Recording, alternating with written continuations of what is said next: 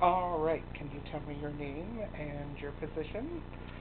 Sure. My name is Cara, and I'm the Reference and Acquisitions Department Head for Great Bend Public Library. And I know Great Bend Public Library uses Koha, an open source ILS. Would you tell us a little bit about your experience with that and how long you've been working with that system? Sure. We migrated to Koha from Athena. I can't even remember who produced that, in 2008, in August of 2008.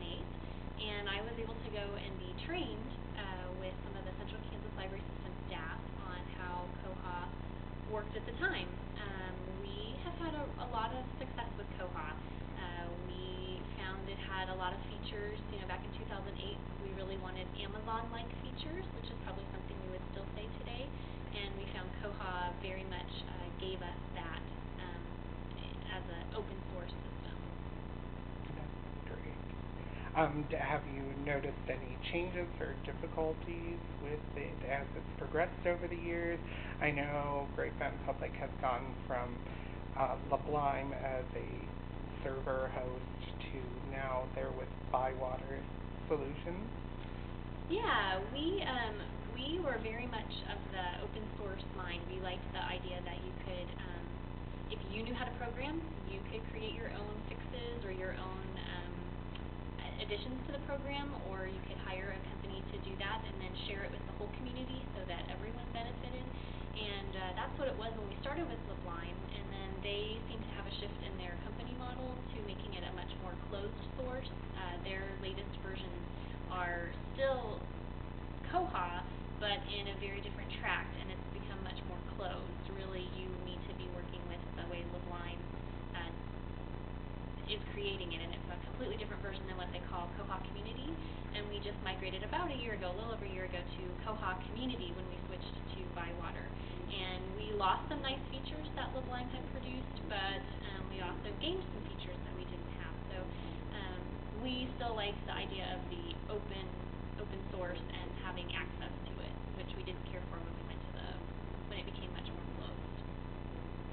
Okay, and you were working with Athena, which was a closed source. So do you have any preference over the closed source versus open source? I think being a librarian, am a fan of free resource sharing, and so the complete idea of open source fits me as a librarian. That we might come up with monies to create a fix or an improvement, and it doesn't just benefit us, but everyone. And there are hundreds of, probably, I would assume, hundreds of organizations doing that same thing, and so we all get the benefit of it.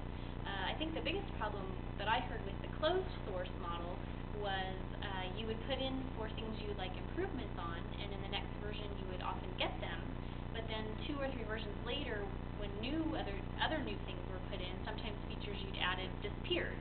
And so, not that doesn't happen in open source, but again, if you're a programmer or you have programmers on staff, you can maybe look at this program and fix it yourself and not even have to go to the company and wait for another update. You might be able to get that fixed right away.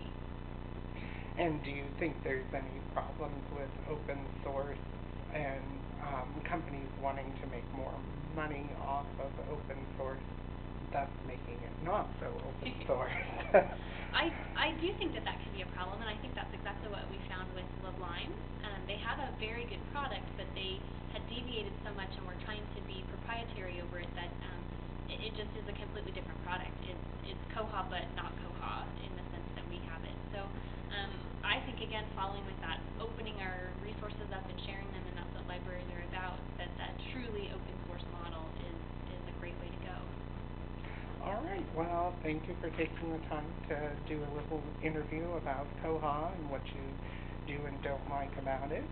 I assume we have your permission to post this on the web with the reviews that we are preparing. You do. All right, thank you very much.